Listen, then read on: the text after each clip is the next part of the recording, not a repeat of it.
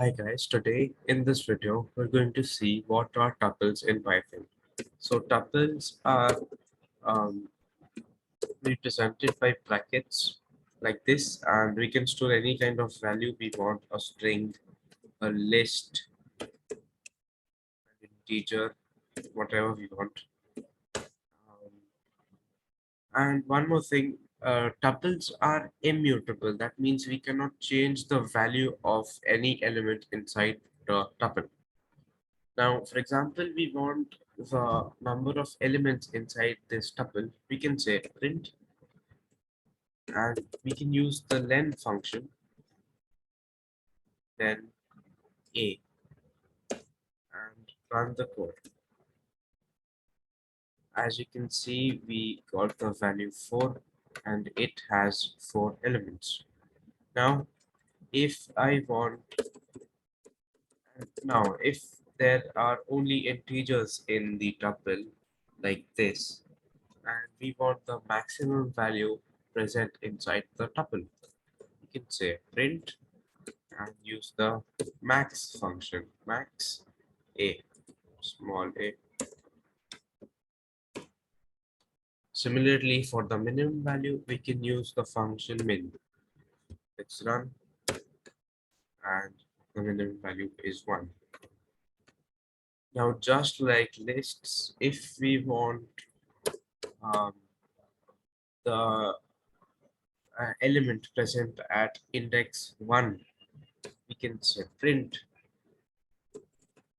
a square brackets and 1 inside the square. That means the index. The index goes inside the square brackets.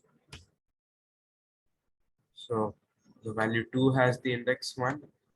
So we got 2 over here. Now, if we want a range of elements, say from index 0, that is from 1, to index 4. So this is 0, 1, 2, 3, 4. So if we want the values from 1 to 7, we have to put the